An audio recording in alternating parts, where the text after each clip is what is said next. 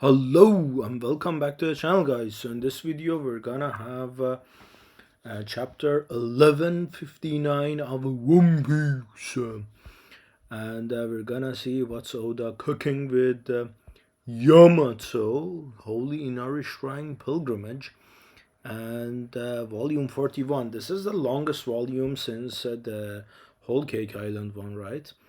The group heads backs, yeah, to the flower capital, chewing down on some apples. Okay, we're about to see something actually just happen, but we're gonna see. One Piece Day is shaping up, brother. I cannot read. To be an excellent event. Enjoy the family atmosphere. Okay, it's just quite funny, like the life of Oda. But okay, let's see. 39 years ago, Hachinosu Pirates Island. All hell has broken loose. Okay, Oda is kind of sketching all over the place. It's kind of funny, but right. Did you look everywhere? Don Marlon and the others were killed. They were one guard. They were on guard duty last night. Brother, I cannot read. The Dung couldn't protect her. It can't be. Who the hell did this? Oh, so okay. Basically, the crown jewel of Hachinosu is her, right? Is Shaki that was stolen by the Holy Knights. What are you saying, huh? Someone kidnapped our Shaki. Yeah, basically, yeah. It only took the perpetrating party a few hours. So this is the same thing happening with basically the Bonnie's mom, as well as so we're gonna have the trio completed. Someone is gonna be kidnapped in Elbaf as well by the Holy Knights. Interesting. Maybe Robin, but I don't think so. We're gonna see. They left behind no trace. The pirates were distraught and shaking with rage. Please be okay, Shaki. Okay, so this makes sense because one, not only Oda actually hates being predictable, so even if his original idea would have been Buggy as the crown jewel and clown jewel of Hachinosu, he could have changed it like last minute because Shaki is not that deep into the story. You could have introduced this like 20 chapters earlier and had that kind of a character kind of thing added to the whole story. And as a writer, you can weave these characters seamlessly to the audience because this has happened as well, like with the supernova, that was a last minute thought. Even with my own writing, one of the most influential characters that I have in one of my pieces just showed up because I was inspired by something last minute, and I just introduced the character, and it's now a canon part of the um, thousands of words and thousands of pages that I've written around that character, but it was not in the original idea. So that's a nice kind of writer's thing that it could have been Buggy, and he could have just replaced it last minute. But okay, damn you, Rocks! How could you? Let this happen. I'm gonna kick your ass. Word spread across the seas. Yeah, basically, it's that kind of thing as well. That it could have incentivized all of the factions to go to the God Valley with Rocks as well as Roger. So yeah, that makes sense. But to be Shaki is kind of interesting. And the people sank into deep despair, their smiles fading, as the world's economy ground to a halt for several weeks. Okay, brother, it's just a one person, one woman, like chill. Oda is like making a myth out of like one person. Like, brother, chill. Um. Okay. Naisudishuka. 1 year later, God Valley was blue.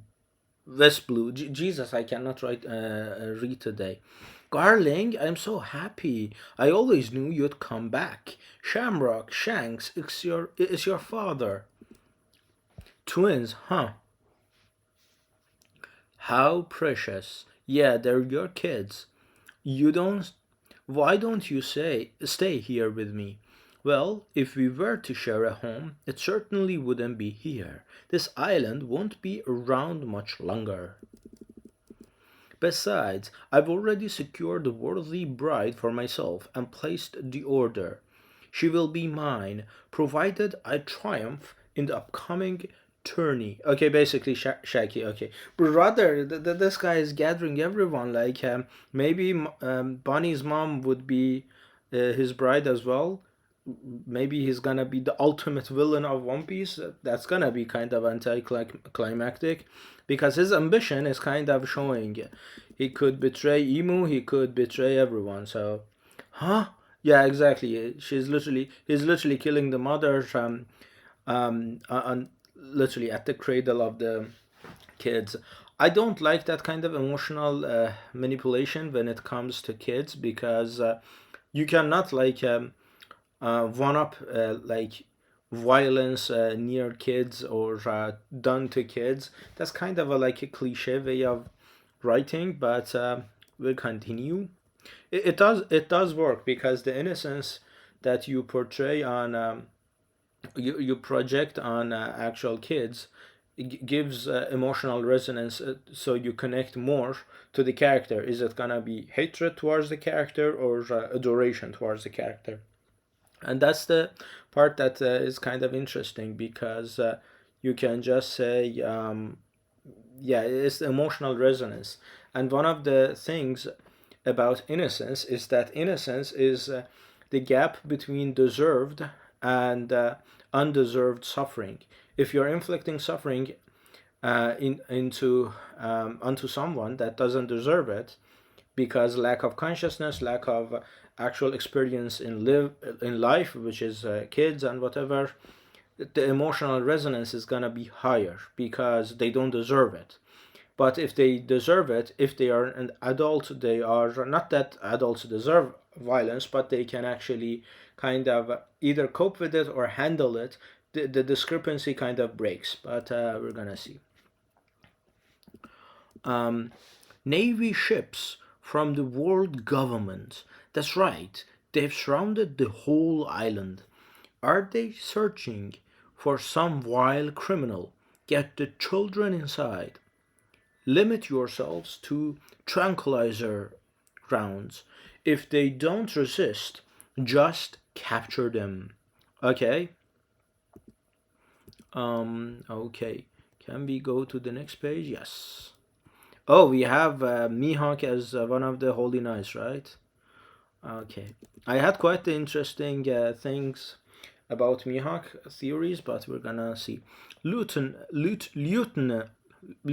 basically. Lieutenant Commander. What exactly is the goal of the operation? It's training exercise. Now zip it. You're 10 years too early to be questioning orders, cadet. Okay, this is Dragon, right? But squad leader, what's the deal with this upstar? My apologies, he's still in training. Excuse me, what's going on? Do not resist. Keep still. Yeah, I think it's Dragon. Run! They're capturing everyone. But why? These are just ordinary civilians. Don't question it. There's no room for personal doubt when following military orders. Just focus on completing the mission. Yeah,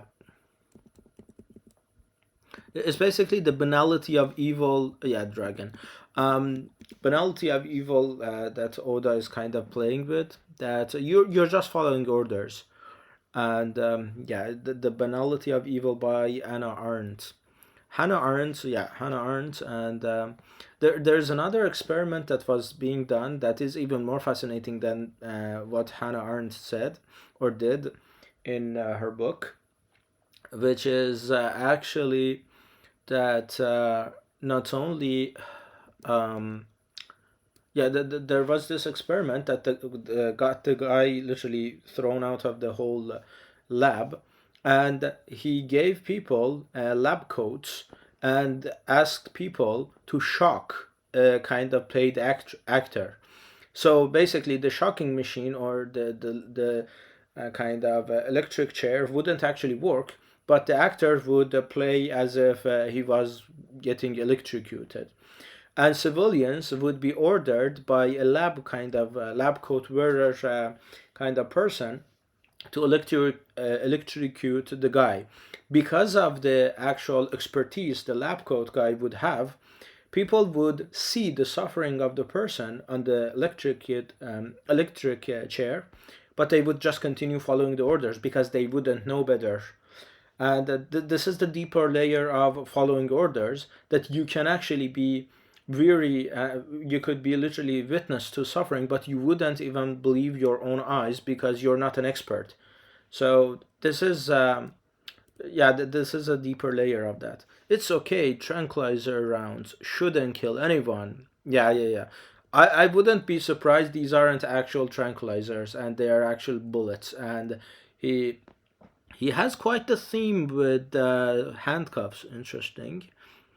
Yeah, the Oda wants to play Choguara with this guy, but we're gonna see.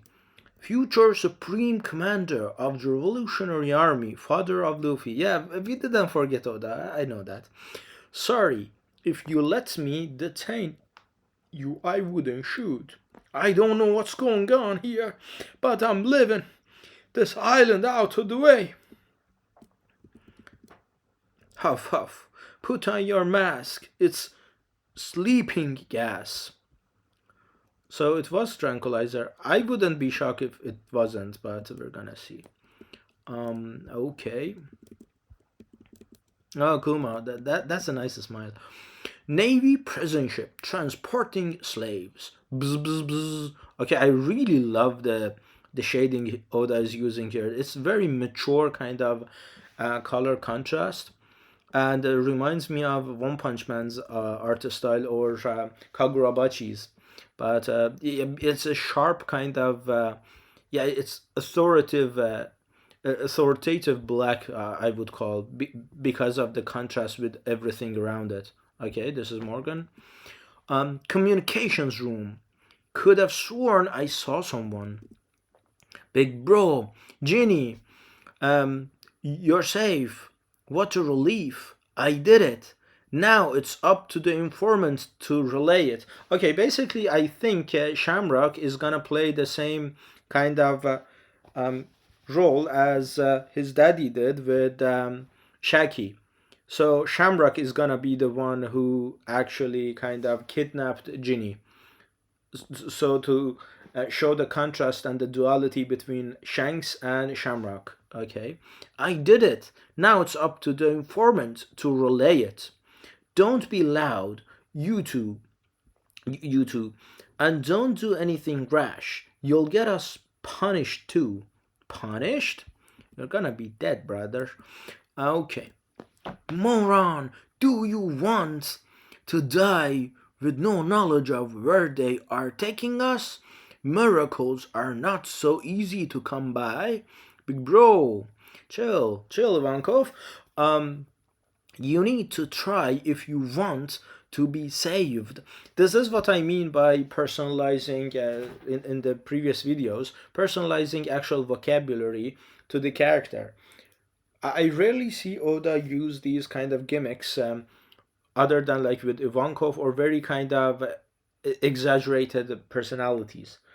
That they have their own vocabulary, they have their own kind of lexicon, and they have their own kind of um, way of influencing the words. Like for him example, or for him, yes, want instead of want. So it's nice. The slaves are getting rowdy. So there are still slaves with spirit. Cypherpol Intelligence Bureau. You have more absurd intel. What it is this time? What is it this time? Don't be coy. You guys must have caught wind of that transmission too. Let's skip to the part where you pay me off. You'd rather keep this story quiet, right? He's just some kid running a local paper with a fancy name. How does he keep getting intel like this? Don't push your luck, you'll be erased. Okay, this guy has an interesting smile. Kuwah. Just try and stop me. Fools, I'm gonna leak news to Pirate Island either way. Morgans, president of the World's Economic Journal. Okay, it's based on the okay, so he's a kid now, and Kuwawa. Okay, this is the devil fruit that he has, ostrich devil fruit or whatever. I think he's gonna be a character we know in some sort of way. He's not gonna be part of Roger's crew, maybe. Definitely not Rock's crew, and he's gonna be an important character because Oda keeps hiding his actual personality, and this guy is always in the devil fruit form, and in the world that Oda is kind of building or has built, three things are pivotal. One is history and how you can manipulate the history based on the winning faction and the winning kind of factors. Then the next thing is the global warming and very great timing with the whole heat waves these days, and that's one thing. And the third thing is actual this transmission of will, that as long as someone's will is alive, you have actually you have beaten you have achieved immortality basically. So to have all of that, and the fourth thing that ties all of it together is information, kind of asymmetry. That the more information you have, he goes very deep on the lore of the information and the coherence of the whole information metrics that everyone and every faction has about the other. So I wouldn't be surprised. Morgan is a big kind of character that we've already met in some part of the story. Not as Morgans, but as another character with the devil fruit of Morgans. So we're gonna see. Okay, Rux again. It's Shaki. She's still alive. Is this for real? I'm so relieved. Where did you say she is? God Valley. Where's that? This smells fishy. Can we trust this source? There's no doubt about it. The Navy's in turmoil.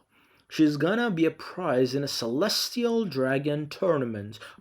Okay, so basically, she's the main prize. Interesting. So those damn government bastards were the ones who kidnapped her. Shaki-chan. The celestial dragons human hunt. I always figured that was a baseless rumor. Looks like they've putting devil fruits up for grabs too, Kaido. Didn't you want one? What do these ones do? These fruits could be perfect for my kids. Interesting. So one of them is gonna be for one of Big Mom's kids, unless Oda is teasing. The other one is for Kaido. The other one for Kuma. Um, maybe one for Rocks. I don't think so, but we're gonna see. What if this is some sort of trap? Shut up. Okay. If you've got cold feet, you can just stay behind on the island. Let's move. God Valley awaits. Okay, this is Blackbeard all over. Roger Pirates, Gabon, where is God Valley? It's pretty far, but we should make it in time. Y'all are with me, right, fellas? Of course we are. Of course, Rayleigh is gonna rush to the rescue. Rox is already on the move. We can't let him get ahead. It was an unlikely turn of events. But this small leak, it seems Roger's heading there too. Okay, this is Garp. Lead with that next time. I'm on my way. Okay, this is the kind of patching together the flashback from Garp's side of things. Okay, led to the mobilization of all the toughest men on the seas. Yeah, toughest men on the seas. Okay, Oda is testosterone maxing here. Okay, it's a giant sheep, not sheep, but ship. Who cares? Sink it. Wait, what is it? Rocks. We can't stop now. They said your entire crew was obsessed with this woman. That's how I knew I'd be able to intercept you here, Rocks. Okay, interesting. That's a nice kind of a 4D puzzle that Oda kind of put together. That Harold is kind of obsessed with killing rocks, and okay, I get it. This is the same parallel as the Paramount War that Kaido stopped Shanks, and basically the other faction would be the Marines as the world government here, and the other one would be Ace as the Shaki here, as well as Whitebeard as, let's say, not Rocks, but as Roger Pirates here, and or Whitebeard would be Rocks basically. So this is the same parallel that he's running, and this is the Kaido and King kind of intercepting Shanks midway. Shanks still made it, but made it later. So I think Rox is gonna make it as well, like not late because he clashed with Roger and Garp, but a bit late. So if we fought with any regard for our own lives, we could sink your puny little ship with ease. See that vessel over there? It's a government surveillance ship. So you're still trying to curry favor by playing the government's lapdog. You may be king of the overgrown brutes, but you're underestimating us. Okay, brother, like the menacing looks here. Sheesh, that's cold. Where the Shiki at, bro? Like, where my Sanji at? Are you really content to let the government sit back and watch as we tear each other apart? You're nothing but a giant lunatic clinging to your diluted version of progress. Yes, see? This is the inconsistency that Oda is using. More of the characters should have this kind of personalized lexicon and twisting of the pronunciation to themselves, so they are more kind of clear, more kind of actually self-established rather than just one lexicon for everyone.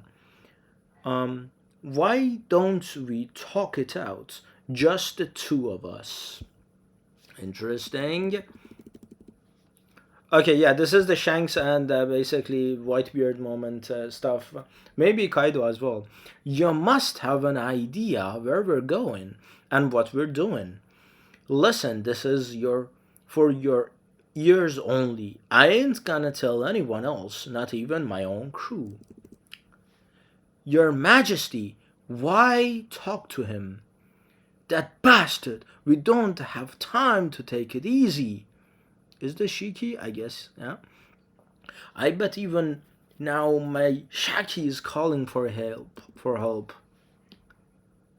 I've got a hidden name. It's Davy the Zabak. You're not really called Rocks. I reckon the world government has been trying to erase this specific name for a long time. It's tied to the lineage of the legendary pirate Davy D. Jones. The name still commands some influence in the underworld, even now, but it's barely scraping by. Interesting. Nice. Um, yeah, basically Oda is literally pushing 50 characters into rocks onto rocks, and the funny thing of it is I predicted this as well, because it was very kind of obvious from the narrative standpoint when we literally got the silhouette of Rocks, and I said, okay, Rocks is the most interesting character in the series, apart from Mihawk. Mihawk could literally be Neurona, God Valley kind of tie, as well as Immortal, as well as uh, Emu's brother, or it, it could literally tie 50 kind of plots together. But for now, Rocks is the most interesting one. I never was like interested in Emu, because Emu is just something for Blackbeard to actually and absorb and literally just. I don't see Emu being the main antagonist. I saw it for a long time, but I don't see it these days, because the amount of emphasis Oda is giving Rocks as literally basically um, Blackbeard's kind of lineage from Davy Jones and all of that. The main antagonist is definitely gonna be Blackbeard, so we're gonna see. Unless he pulls a like a 180 and not even Emo, like Akainu or like a Garland, Garlic, whatever, is gonna be the main antagonist, which I don't see it. As much as Oda loves pulling fast ones. He doesn't like to break coherency that much. But yeah, I ain't sure if the timing was good or bad. But 2 years ago, I had a kid. Okay, that's basically Buggy. To keep him totally safe, I sent my family away, back to my hometown, told them to count on the Davy clan. Okay, it's either Buggy or Blackbeard. One of them. I see. So your kin, your wife, and child are back in your hometown. But why are you revealing your weak spot to me? My hometown is God Valley. Okay, nice, nice. So basically, this is another Roger and Garp situation with Rouge and with Ace and whatever.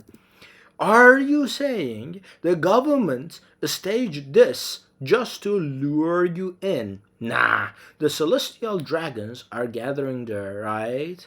They wouldn't want me crashing their party. They just made a mistake. Nice. Nah, nah, nah. I'm fucking with this shit heavy. I do the Juka. Still, it feels like destiny is pulling me in, dragging me back. Taking Shaki was their biggest blunder. Nice, nice word with Emu and now Rox using this.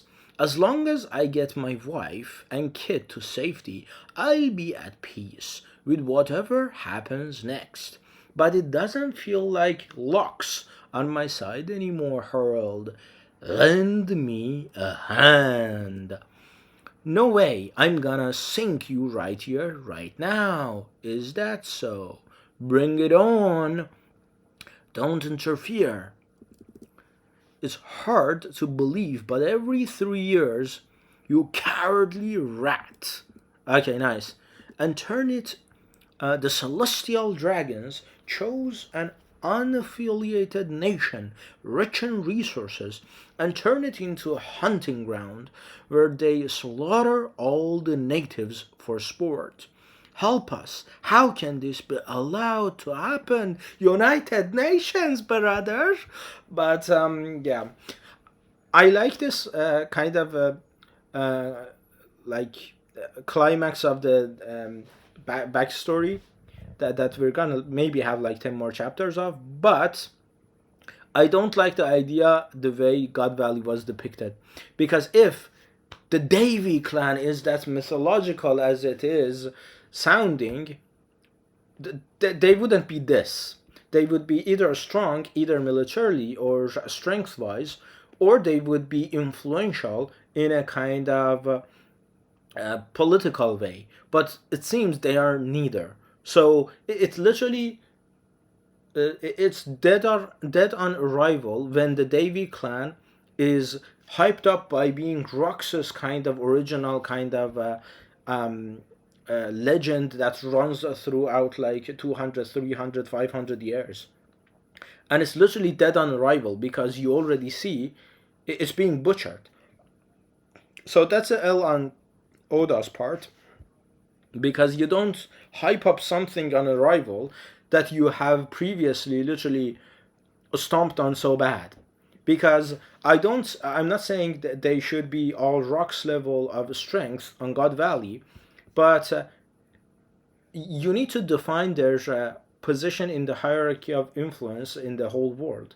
If they are rich family, they would have influence to keep it out. Maybe a faction of them are. We are about to see that in the upcoming chapters. Or maybe they have a couple of warriors, or they something needs to give, because for now God Valley is just a butchering kind of ground, and you don't put like something you're about to build 300 mythology around in that kind of a weak starting point. But maybe that's the fun Oda is gonna have with exactly that. But okay. Okay, I think we're okay. Okay. Please help. My kids, you have to get them off the island. Don't let him take them. Okay, this is Blackbeard. Okay, that this is gonna be quite the cooking if Dragon rescues kind of a Blackbeard. That's gonna be hilarious. Come here, Teach. It'll be alright. You have to survive. Okay, the mom is gonna die definitely. Every world noble knows the tourney features several super rare rabbits to hunt. This year, we've not only secured a brat from the Buccaneer tribe, but for the first time in 800 years, we've also uncovered members of the Davy clan. Okay, so they know the site of the great clash. Okay. We now present the great prize of this tournament, beyond all rare devil fruits up for grabs. Bruh, I'm literally salivating. I'm not salivating for this guy because I'm just interested in the meeting of Dragon and Teach, and how Oda is depicting the Davy clan. But okay. In one of the clan belts of the Grand Line lies the Isle of Women. Behold their former empress, the most beautiful woman in the world. Her name is Shikaku. The winner can decide whether to take her as a wife or slave. It's the same thing, brother, without splitting the 50-50, but okay. The day of the great God Valley incident. Of course, we have a Charlos here. 1, 2, 3, 4, 5, 6, 7, 8, 9. Okay, 9 chests. Okay, so 10 prizes. What an amazing prize, Summers. You'd better win her for the Shepherd family. Okay, they're literally gonna pick their faction. Summers, she's the very definition of a priceless treasure.